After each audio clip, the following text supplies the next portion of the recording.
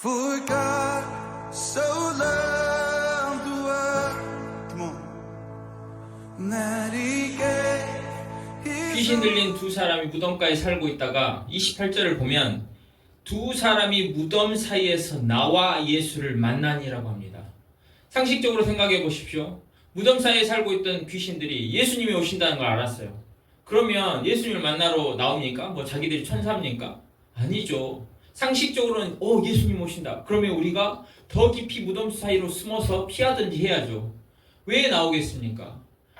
이 장면은 이 귀신 들린 두 사람과 나중에 34절 마지막 절에 온 시내, 온 마을 사람들이 예수를 만나려고 그때서 나와요. 그 전까지는 관심도 없던 사람들이 이제사 돼지떼가 몰살되고 나서 예수님을 만나러 나와요. 그리고 나서 예수님에게 떠나달라고 간청하는 것을 통해서 이 마을 사람들 눈에 비정상적으로 보이는 귀신 들린 두 사람과 나머지 정상이라고 생각하는 마을 사람들의 태도, 예수님을 대하는 태도를 극명하게 보여줍니다.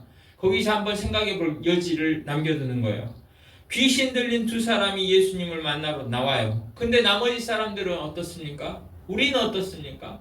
예수님이 방문한다고 하시면 열일 제쳐두고 내가 오늘 중요한 점심 약속이 있는데 예수님이 오셔요? 그러면 내가 지금 약속이 중요합니까? 예수님 만나러 가야죠. 우리 마을에 오신다는데, 우리 동네에 오신다는데, 그러는 사람이 있는 반면에 어떤 사람은 내 할 일 바쁜데 예수님이 이곳에 오시든지 말든지 관심이 없는 사람, 또 어떤 사람들은 괜히 짜증을 내겠죠. 왜 그분이 이 마을에 오시냐? 괜히 마을에 오셔가지고 마을 복잡하게 문제 일으키시는 거 아니냐? 딴 동네 가시라 그래. 이럴 수도 있는 거예요. 29절에서는 이 귀신 들린 두 사람이 예수님에게 뭐라고 말하냐면 우리가 당신과 무슨 상관이 있나이까 그래요. 영어 NIV 버전으로 보면 우리에게 무엇을 원하십니까? 이렇게 물어봐요. 우리에게 뭘 원해서 우리랑 무슨 상관이 있어서 여기 오셨냐? 때가 이르기 전에 우리를 괴롭게 하려고 여기 오셨습니까? 이 말을 합니다. 귀신 들린 두 사람이 예수님을 만나서 한 말인데 이 말이 마치 어떻게 들린지 아십니까? 34절에 온 마을 사람들이 예수님에게 가서 떠나달라고 하면서 이 말을 했을 거예요. 이 대사를 아마 그 마을 사람들도 예수님에게 했을 겁니다. 예수님에게 떠나주시라. 그 지방에서 떠나달라고 하면서 마을 사람들이 우리가 당신과 무슨 상관이 있습니까? 우리에게 도대체 뭘 원해서 이곳에 오셨습니까? 우리는 상관이 없는데 왜 오셨습니까? 우리를 괴롭게 하려고 오셨습니까? 이 말을 했단 말이에요. 그러면 생각해 보십시오. 귀신 들린 자들은 귀신 들렸으니까 예수님에게 그렇게 말할 수 있겠지만 마을 사람들도 귀신 들리지 않았는데 자신들은 정상이라고 생각하는데 그 사람들이 예수님을 대하는 태도마저도 떠나시라고 하면서 만약에 이 말을 했다면 우리가 당신과 무슨 상관입니까? 우리에게 뭘 원하십니까? 우리를 괴롭게 하려고 여기 오셨습니까? 떠나십시오. 그랬다면 뭔 차이가 있냔 말이에요. 31절에 보면 이 귀신 들린 두 사람이 예수님에게 또 이렇게 말해요. 만일 우리를 쫓아내시려면 자신들을 쫓아낼 걸 알았어요. 왜? 자신들이 귀신이니까. 예수님이 오셨어? 그러면 귀신들이 어떻게 거기에 견뎌내겠습니까? 그냥 예수님이 우리를 쫓아내실 거라는 거 알았어요. 여러분, 예수님이 귀신들을 쫓아내는 건 당연하고 중요하고 확실하고 해야 되는 거예요? 아니에요? 일어나야 되는 일이죠. 마땅한 일인 거예요. 그런데 생각해 보십시오. 지금 귀신들은 쫓겨나야 돼요. 그리고 예수님은 그들을 쫓아내는 것이 맞는 일이에요. 그런데 34절에 온 마을 사람들이 예수님을 만나려고 와서 떠나시기를 간청해요. 이 지방에서 떠나십시오. 이 말이 뭔 말입니까? 이 지방에서 나가십시오. 이 지방을 떠나십시오. 이 지방에서 지금 마을 사람들이 예수님을 쫓아내는 거예요. 돼지떼가 몰살하고 우리에게 손해를 끼쳤으니까 이곳에서 떠나달라고 예수님을 쫓아내는 거예요. 그러면 예수님이 쫓겨남을 당하시는 것은 당연하고 일어나야 되는 일입니까? 아니죠. 아까 귀신들은 자신들이 귀신들이니까 쫓겨나는 것이 당연해요. 쫓겨남을 당해야 돼요. 그러나 예수님은 그 마을 사람들에게서 쫓겨남을 당하실 분이 아니잖아요. 근데 귀신들이 쫓겨난 것처럼 예수님이 그 마을 사람들에게 쫓겨남을 당하십니다.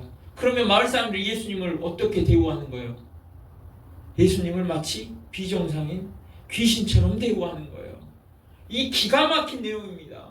어떻게 예수님을 쫓아내겠어요? 귀신들이 쫓겨나는 것처럼 예수님이 지금 쫓겨남을 당하신다니까요. 그리고 34절에 보면 마지막으로 이 사람들이 와서 예수님에게 떠나시길 간구하죠. 저는 이 부분이 가장 안타까운 겁니다. 제 삶을 봐도 이 세상에서 살아가면서 힘들고 어렵고 한데도 또 예수님을 믿는다고 노력하는 사람들 가운데도 우리에게 이런 모습이 있어요. 그래서 안타까운 겁니다. 생각해 보십시오. 예수님이 두 사람 귀신 들려서 아무도 그곳에 가지 않았어요. 무서워서 사나워서 그곳에 가지 못했는데 그 두 사람이 예수님을 만나고 잠깐만에 나음을 입었어요. 회복이 되었어요. 회복되어서 뭐 가정으로 돌아갔거나 사람들이 다 알게 됐겠죠. 이 두 사람이 마을의 골칫덩어리였고 아무도 이 두 사람을 낫게 하지 못했는데 예수님을 만나고 고침을 받았으면 이랬으면 어땠을까요? 그 마을 사람들이 예수님에게 우리 마을로 들어가십시다. 두 사람이 고침을 당했는데 돼지떼가 죽은 거는 그날 알고 있는데 그러나 두 사람이 살았잖아요. 예수님 들어가십시다 하고 예수님을 만약에 모시고 마을로 들어가서 일주일만 저희랑 같이 계셔요. 그랬다면 어떻게 됐을까요? 그 부분이 가장 안타까운 겁니다. 두 사람만 고침을 받았겠습니까? 그 마을에 있던 병자들이, 그 마을에 정신적인 문제를 가지고 있던 사람들이, 각 개인의 문제들이 예수님의 가르침과 예수님의 기적을 통해서 다 나음을 입었을 거예요. 그 마을의 축복이 가르쳤을 거예요. 그런데 왜 그렇게 하지 못했던 것입니까? 바로 현실에 내 당장의 이익만을 쫓는 모습을 가지고 있는 사람들, 이 바쁜 세상에서 살아가면서 내 일에 너무 바빠서 여유가 없어요. 그래서 예수님이 오시든지 아니든지 관심이 없는 그 사람들이 현실만을 쫓아가다 보니 결국에는 떠나시라 하는 거예요. 우리 마을로 들어가십시다. 모시지 못하고 떠나시라 하는 거예요. 마찬가지로 내 삶에 내가 바쁘고 내 삶 가운데 매몰되어서 예수님 이쪽으로 오십시오, 내 삶 가운데 들어오십시오 하지 못하고 혹시 그렇게 사시는 건 아닙니까? Oh Jesus Christ.